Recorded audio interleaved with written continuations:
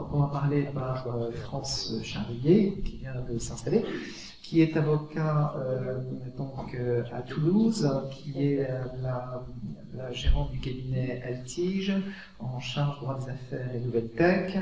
Elle enseigne dans divers établissements, notamment les données personnelles, à Dauphine, l'Université de Toulouse, également Toulouse Business School, et qui est assez active dans tout ce qui est start-up, fondatrice de Legal Tech pour le RGPD, et qui s'intéresse donc beaucoup à ces questions. France, tu as la parole pour nous parler d'un des outils des entreprises et qui, pour moi, est un truc hyper important, les chartes informatiques. Voilà, je peux suivre derrière. Oui, alors les derniers seront les sacrifiés peut-être, je pense que je vais aller assez vite. Alors Hugo tout à l'heure a été assez symptomatique de ce que je prône. L'humain, c'est le problème dans la sécurité informatique, on vous dit que c'est le maillon faible, mais c'est peut-être aussi et surtout la solution. Qu'est-ce qu'il nous a expliqué Hugo tout à l'heure?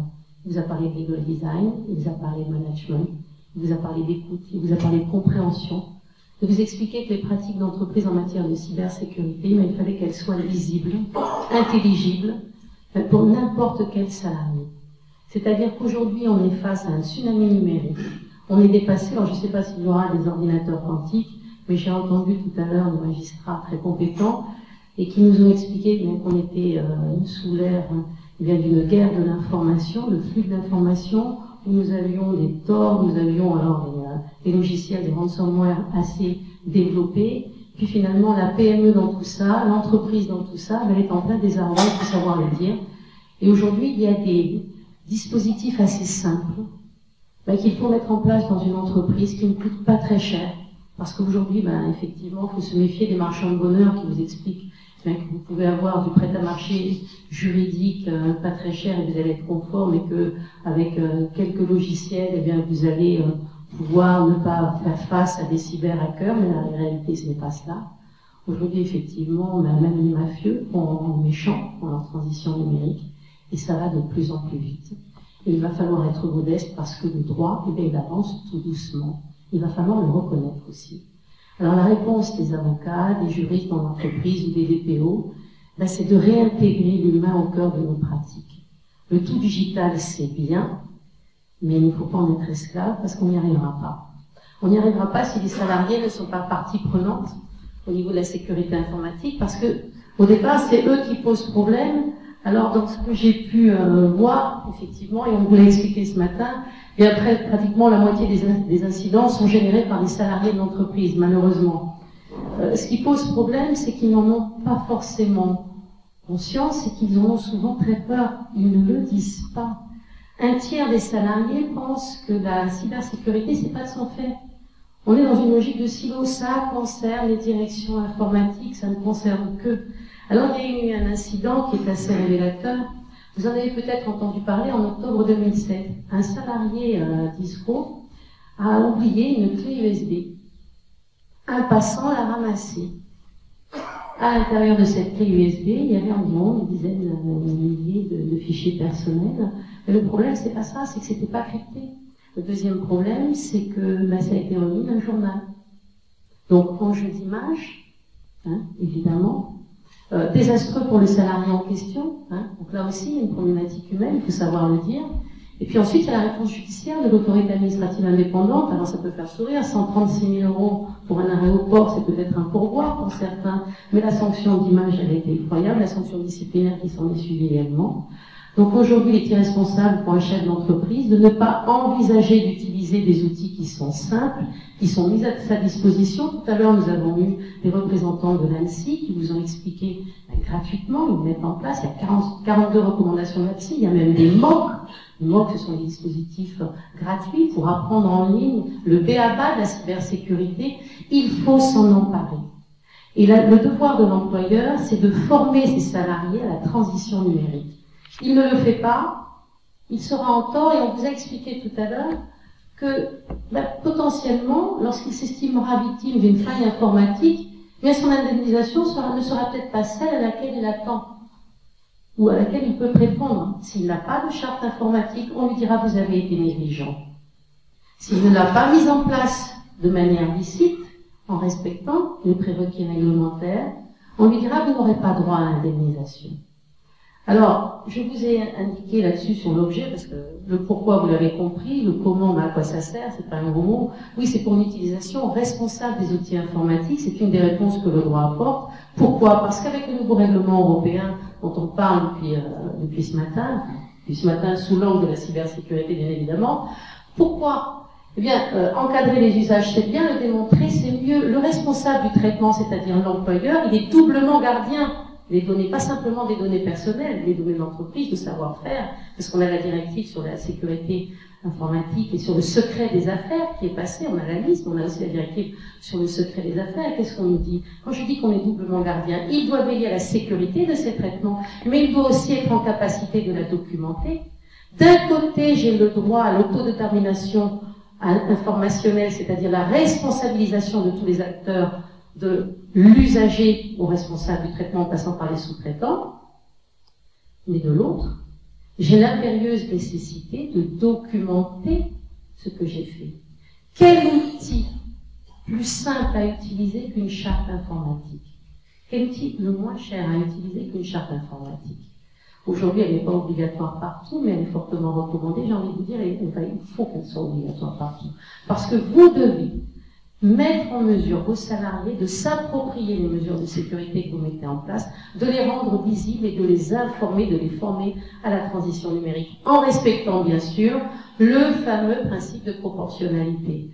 Oui, alors on ne va pas mettre en place des keylogger parce qu'on est dans une espèce de paranoïa, ça serait trop simple, hein, de paranoïa de la cyberattaque. On ne va pas mettre des enregistreurs de frappe, c'est interdit. La proportionnalité, c'est cela. On est autour des notions de faire use.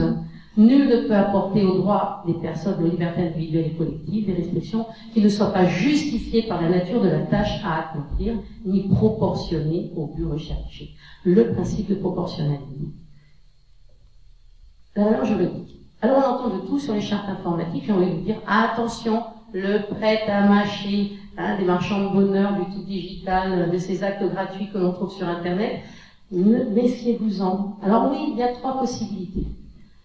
Soit vous contentez de mettre les prérequis dans votre contrat de travail. Vous dites, c'est merveilleux, le salarié est informé, il le signe. J'ai envie de vous dire, c'est très bien, effectivement. Ben, limitez-vous à une clause de confidentialité, parce que le petit problème de tout mettre dans le contrat de travail, c'est que là, vous ne faites pas de résilience hein, de la cybersécurité. Il peut le retirer. Il peut refuser les avenants. C'est le consentement. Ça n'a pas forcément valeur contraignante ni disciplinaire. Le fait de se contenter d'un guide de bonne pratique, de dire je fais un magnifique cahier très complet, très compliqué parfois, fait par la DSI, là aussi, hein, ce sont de simples consignes de prudence. Il vaut mieux les adosser à un règlement intérieur, bien évidemment. Pourquoi? Parce que ça correspond au pouvoir unilatéral de l'employeur. Je les adosse, je respecte ensuite les formalités préalables à son entrée en vigueur. Évidemment, je ne vais pas me rendre coupable d'un délit d'entrave. Donc on informe et on consulte les IRP, hein, parce que sinon on peut se rendre coupable d'un délit d'entrave. Mais là aussi, attention, qu'est-ce que je vous ai dit? Ça correspond, c'est un acte unilatéral de l'employeur, ça correspond à son choix, son pouvoir de direction. C'est un simple avis consultatif, il peut y avoir une négociation, mais c'est simplement consultatif. Les IRP s'y opposeraient, vous pouvez quand même le mettre en place. C'est ça qui est important. Ensuite, vous informez les salariés, les mesures de publicité. Mais là, on a tout. Alors, on va faire du legal design, bien évidemment. C'est intéressant quand c'est intelligible. Oui, l'envoyer, le mettre à disposition sur l'intranet, c'est mieux. Et oui, l'affichage, mais pas ça, l'affichage dans le bureau du directeur. Non, on le met sur l'intranet. On le dépose au conseil de prud'homme. On le communique à l'inspection du travail. Et effectivement, un mois après les mesures de publicité, eh bien, vous pourrez l'utiliser. À défaut, si vous ne respectez pas ces prérequis formels, eh bien la charte ne sera pas opposable aux salariés et n'aura aucune portée. Mais c'est trop important, respectez ces prérequis. Alors le contenu, vous recensez les besoins, vous inventoriez l'ensemble des outils, vous définissez les bonnes pratiques. Alors oui, une mise à jour périodique est nécessaire. On vous a expliqué ce matin que la cybersécurité, eh bien, elle est valable à un instant T, mais que l'imagination des hackers, elle évolue, et qu'il ne peut pas y avoir de sécurité informatique qui ne soit pas résiliente. Cette charte informatique, elle doit être mise à jour en permanence. Vous devez également, autour des logiques de fair use, je vous ai parlé de proportionnalité, eh bien, préciser les logiciels que vous utilisez. Aujourd'hui, on utilise le logiciel, je crois que c'est Panda, pour préciser, mais à tous les logiciels qui contiennent des données personnelles. Vous ne le mettez pas dans la charte informatique, ce logiciel Panda, vous ne le listez pas. Il ne sera pas opposable en cas de mauvaise utilisation. Si vous utilisez des logiciels de filtrage, vous le précisez. Si vous utilisez des logiciels de traçabilité, vous le précisez. C'est la transparence de l'information qui est importante. Alors, je vous ai mis le contenu. Alors, on n'a pas le temps parce qu'on pourra en discuter des heures et je crois que tout le monde est fatigué. J'ai envie de vous dire, voilà, vous êtes vigilants sur les BIOD. Les BIOD, c'est Bring Your Own Device, c'est-à-dire tous les périphériques dont vous autorisez l'utilisation au sein de l'entreprise, les téléphones portables, les tablettes, les clés USB. Ah oui, c'est pas une mince affaire, et croyez-moi, dans une entreprise, lorsqu'elle est petite, c'est déjà pas simple, alors dans les grandes, on liste. Aujourd'hui, on a une porosité entre la vie privée et la vie professionnelle, il faut savoir le dire. La laisse numérique, elle n'a jamais été aussi courte. Aujourd'hui, vous regardez les dernières décisions de jurisprudence. L'employeur peut s'approprier tout ce qui est connecté à l'outil professionnel qu'il met à disposition. Nous avons suivi sa grande jurisprudence, notamment une petite jurisprudence sur le dictaphone qui avait été laissé sur le bureau et que l'employeur avait pu largement consulter. Vous avez l'intérêt d'être particulièrement vigilant sur le vocable que vous utilisez. Est-ce que vous allez dire, comme la SNCF, eh bien, que vous pouvez librement conserver et ne pas laisser consulter par l'employeur les fichiers identifiés comme privés, et là, que lorsque vous tombez sur un salarié un peu de mauvaise foi ou qui essaie de le faire à l'envers, mais qui va se tromper dans l'identification, qui aura mal lu la charte informatique et qui mettra personnel, eh bien, vous pourrez consulter son fichier identifié comme personnel, alors que vous avez appris dans la charte informatique que si vous ne vouliez pas que votre employeur regarde, il fallait respecter le vocable privé. C'est la règle du 22 février 2018. Donc, les critères d'identification doivent être précisés, portés à la connaissance des salariés pour qu'ils soient opposables. Et c'est important à l'heure du tout numérique. Et c'est important parce que vous avez l'imagination, c'est le fair use qui va dans les deux sens. Nous avons eu un cas qui aurait pu être tragique dans une société dont nous nous occupions, où un salarié de mauvaise foi pensait être à l'abri de toute malversation en se contentant de télécharger comme un fou tous les savoir-faire, tous les secrets de fabrication d'une entreprise sur un fichier identifié comme personnel et en envoyant tout sur une messagerie personnelle.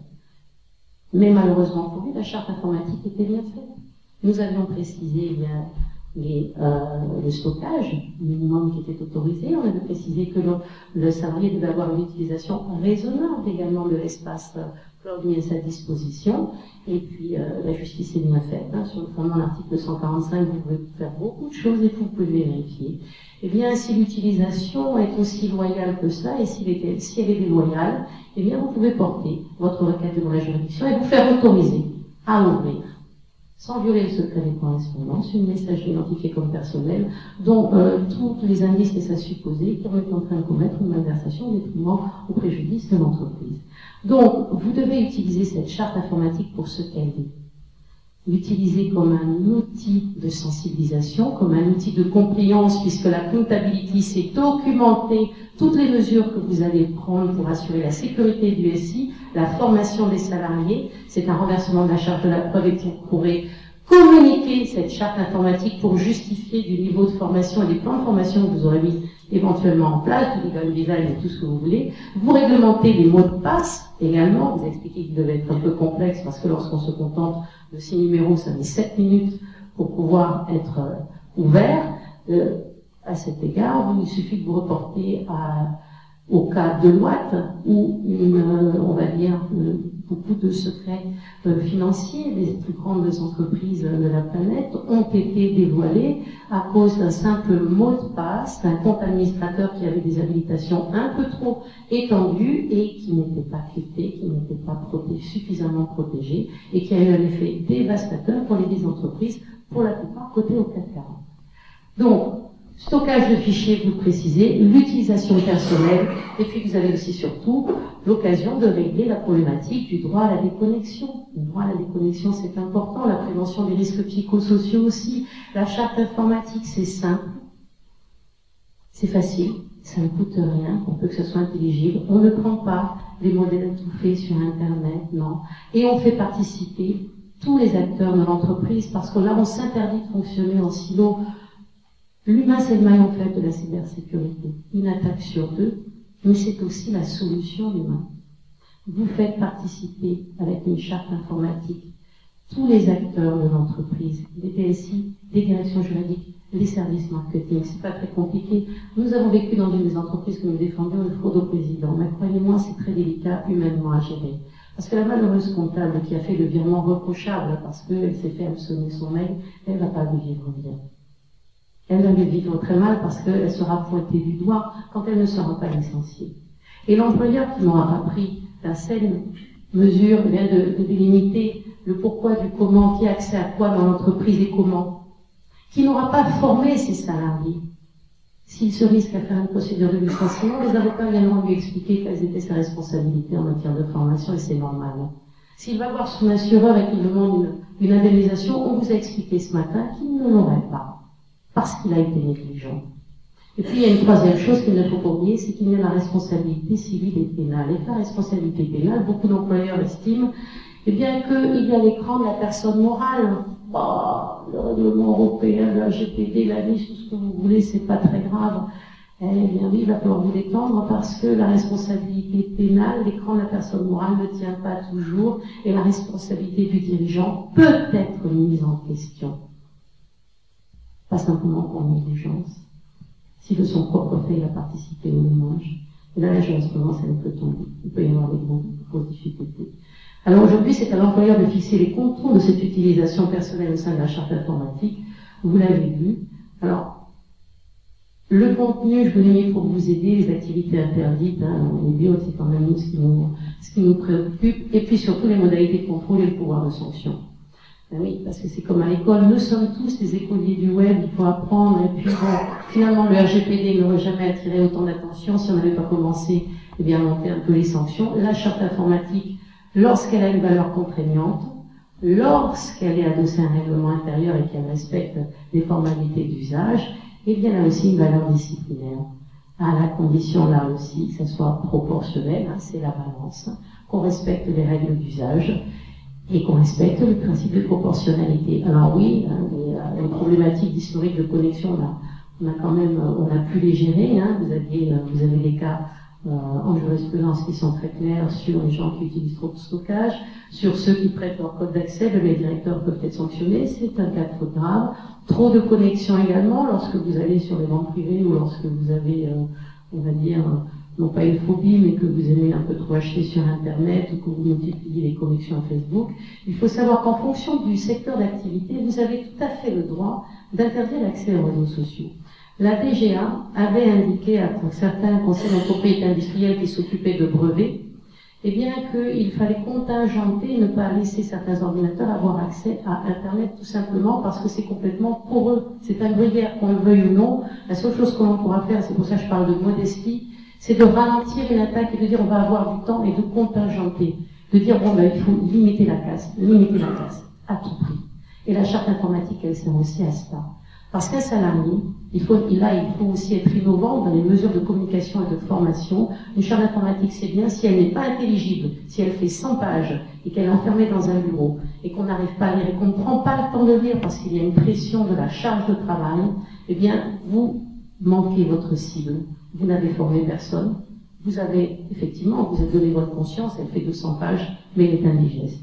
Alors aujourd'hui, on a la possibilité, grâce à tout un tas de petites startups qui ont des produits assez innovants, et puis vous avez aussi les chatbots. Nous avons mis en place, dans nos processus de conformité, des chatbots gratuits à disposition des salariés. Parce qu'il y a une chose qui est très importante, c'est l'humain. Et il faut savoir que face au risque de la cybercriminalité, nous ne sommes pas tous égaux, nous n'avons pas tous fait les mêmes études, et on ne comprend pas tous le même vocable. C'est très technique, et tout à l'heure vous l'avez expliqué, mais c'est peut-être trop technique. Quand vous parlez de tort à quelqu'un qui est dans un entrepôt, il va vous regarder gentiment, il va vous dire oui, c'est très très bien, il ne sait pas de quoi vous parlez.